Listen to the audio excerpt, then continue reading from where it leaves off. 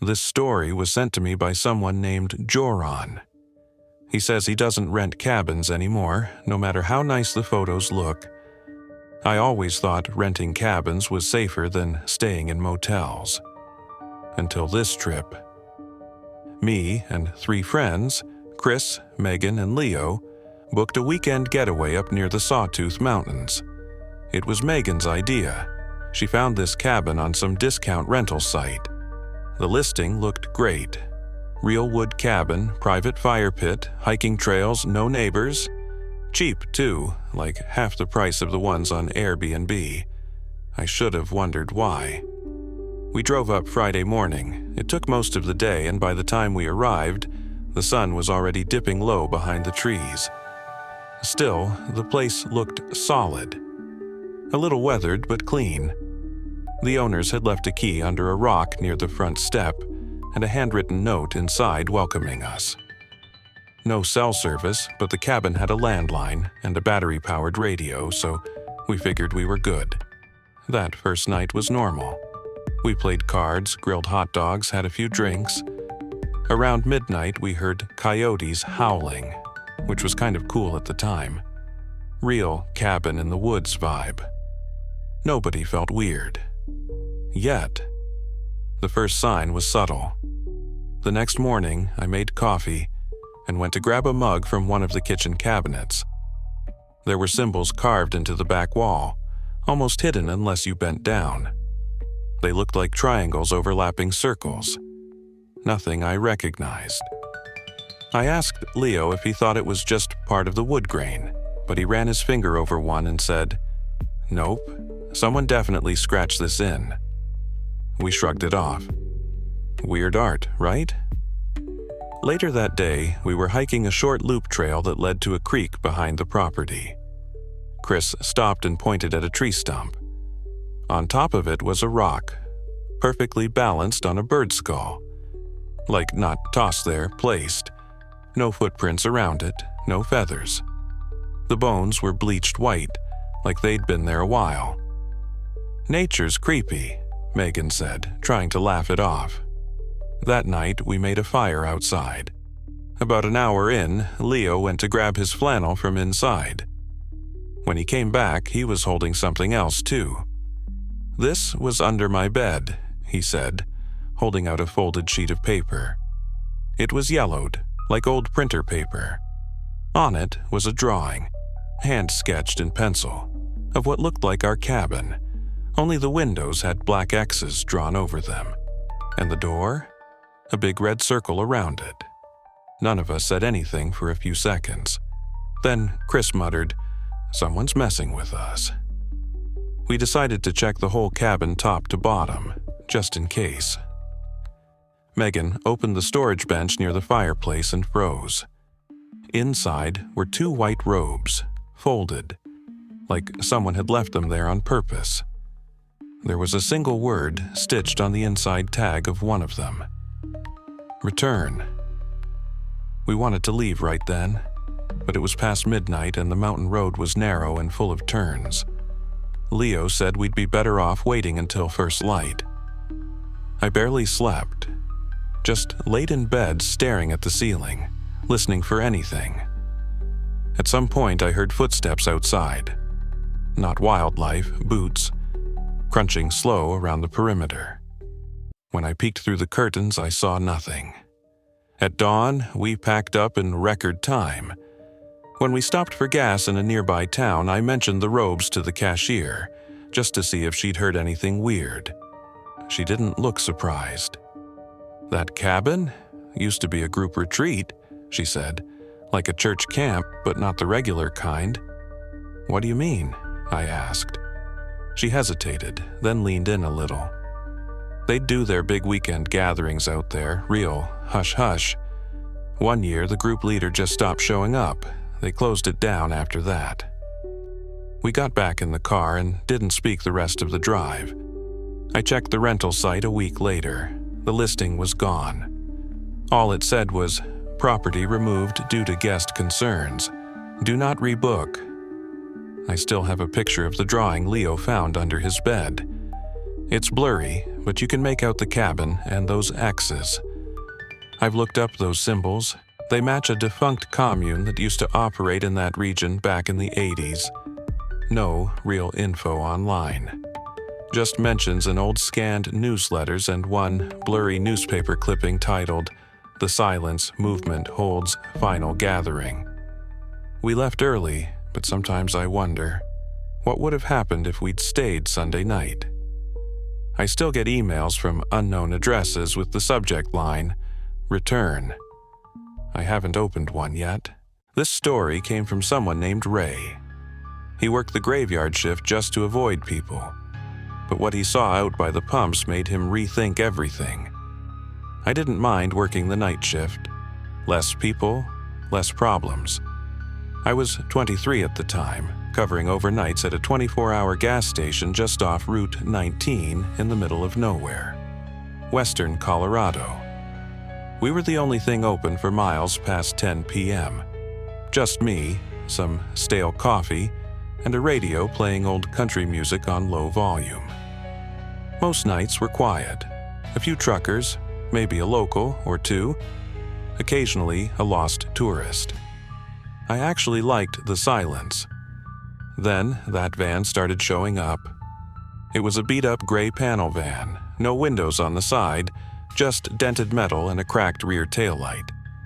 The first night I noticed it, it pulled in around 2 a.m. and parked at Pump 3. I waited for someone to get out. No one did. 10 minutes passed. I stepped outside, pretending to sweep. The windows were too tinted to see inside, but I could make out two shapes in the front seats. Someone in the driver's seat and someone else sitting perfectly still in the passenger seat. They didn't move, didn't turn off the engine, just sat there. Eventually, the van pulled away without pumping gas. Weird, but not illegal. I didn't think much of it until they came back the next night. Same van, same pump, same time. Only this time the driver got out. He was average height, wearing a dark hoodie and jeans. He didn't come inside. He just stood by the pump, staring up at the store. Not doing anything, not moving, just watching. The passenger, who I could now tell was a woman, never moved at all. Just sat facing forward with her hands in her lap. After maybe 5 minutes, he got back in and they drove off. I mentioned it to my boss the next morning. He just shrugged and said maybe they were casing the place. By the fourth night, I was starting to get nervous. They came back again and again, always Pump 3, always just staring. So I tried something. When the guy got out that time, I locked the front door and flipped the "closed for maintenance" sign, even though we were technically open 24/7. Then I stood behind the counter, just watching him through the window. He didn't come up, didn't try the door. Instead, he walked over to the window, the one right in front of the register, and he stared at me through the glass. No expression, no gesture, just stared. That's when I noticed something. His hoodie was inside out, and the woman in the passenger seat was wearing the exact same hoodie, same rips, same stains. I stood there, frozen. Eventually, he walked back to the van and they left. I reported it again. This time, my boss called the sheriff. A deputy came by during the day, reviewed the footage, and said they'd keep an eye out. But that night, the van didn't show up, or the next night. I thought maybe it was over. Then came Tuesday. At 2 a.m., sharp, the van rolled in, backward. This time, it parked with the rear facing the store. No one got out. I stayed locked inside and turned off all the lights. Just me, hiding behind the snack aisle, watching through a crack in the candy rack. The van sat there for over 20 minutes.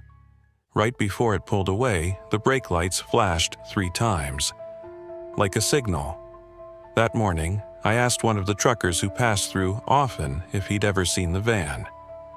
He nodded slowly and said, "Yeah, once, near Pueblo. Saw it parked behind a motel, thought it was abandoned." I asked him when. He said, 2 years ago. 2 years. I asked what made him remember it so clearly.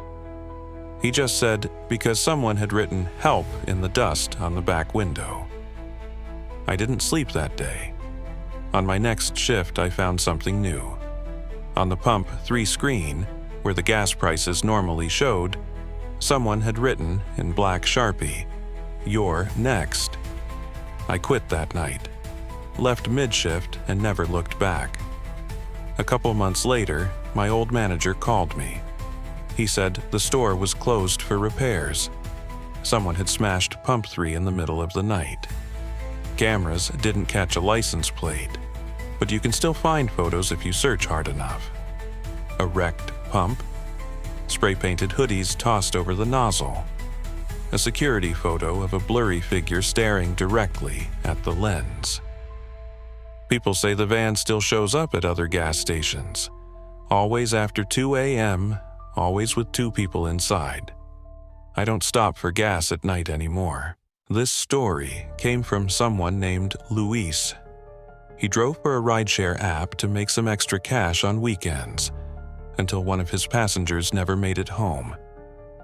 I used to drive for a rideshare app part-time, late nights, weekends, whenever I had the time. It was easy money, and mostly, people just wanted to get home safe. One night, a woman left her phone in the back seat. That wasn't unusual. What was unusual was everything that happened after. It was a Friday night in April. I was working downtown, picking up bar crowds. Around 1:45 a.m., I got a ping from a club off Grant Avenue. She got in without saying much, just nodded and said, "Hancock Street, please." Her profile photo matched, and she didn't seem drunk, just tired. Maybe early 30s. Dark hoodie, jeans, black boots. The ride was 12 minutes. We barely spoke. She just stared out the window.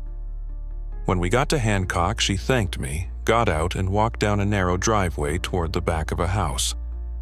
I waited to make sure she got to the door, but she disappeared behind the garage. I didn't think much of it until my next ride. That's when I heard the buzz.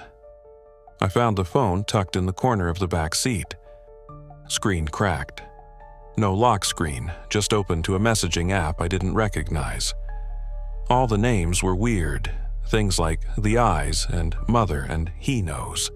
No photos, just text bubbles with cryptic messages. Don't speak in front of the mirrors. Wait for the third knock. He's already in the car. I figured it was some roleplay thing. Creepy, but not my business. I tried calling a contact labeled Home, but the phone disconnected. No signal. I figured I'd drop it off where I dropped her. I went back the next day. The house on Hancock looked abandoned. Overgrown grass, mail stuffed in the box, a broken porch light hanging by wires. I knocked. No answer. Waited. A guy in a neighboring yard noticed and walked over. I explained what happened, holding up the phone. He frowned. Nobody's lived there in years. Place caught fire in 2019. I told him I dropped someone off there the night before. He just stared at me. You sure?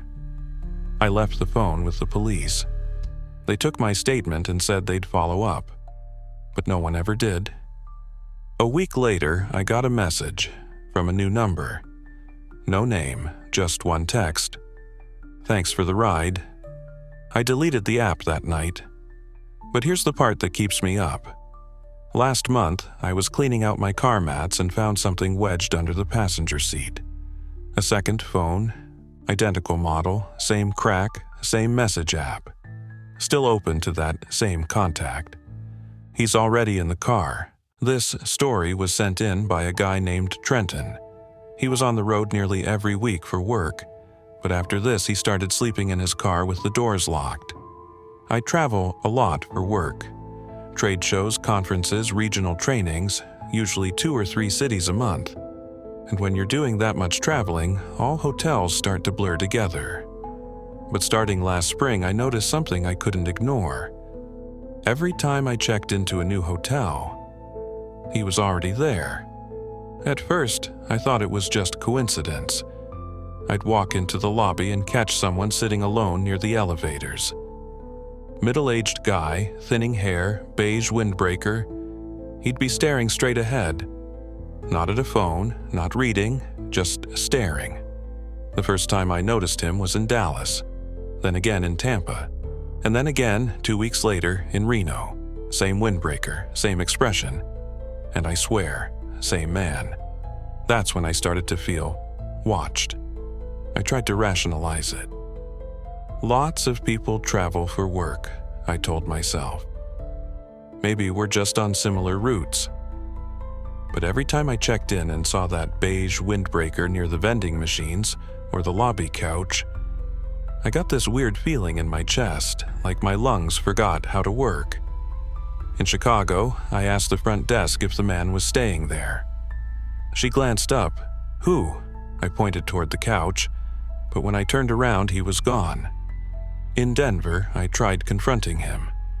I checked in, saw him in the lobby again, same seat facing the window, and I walked right over. "Hey man," I said, trying to sound casual. "Are you with the convention?" He didn't move, didn't look at me, just stared out the window. So I waved a hand in front of his face. Still nothing. A hotel employee walked by and asked if I needed help. I turned to her and said, "Do you see this guy?" She looked confused. "Who?" I turned back. He wasn't there anymore. That night, I got a call to my room around 2 a.m., blocked number. I picked up, nothing on the other end, just breathing, one long exhale. Then the line clicked off. I unplugged the hotel phone. The last straw was in Phoenix. I checked into a high-rise Marriott, super modern, the kind of place where they give you fruit water and mini towels at the door. I was feeling better, telling myself maybe it was in my head. Then I got in the elevator. Doors started to close, and just before they shut, a hand slid in and stopped them. It was him, beige jacket, same dead eyes. He stepped in without a word and stood directly behind me. I pressed my floor. He didn't press anything. I stared straight ahead, heart pounding. The elevator stopped on my floor. I got off fast. He didn't. Doors closed behind me. That night, I shoved the desk chair under the doorknob, slept in my clothes, checked out before sunrise. Since then, I only book Airbnbs, private guest houses, nothing with a lobby. But sometimes when I scroll through listings, I see a reflection in the sample photos, blurred behind a window or in the glare of a bathroom mirror. A beige shape, like someone waiting. And I swear, when I wake up in a new place now, I already feel watched.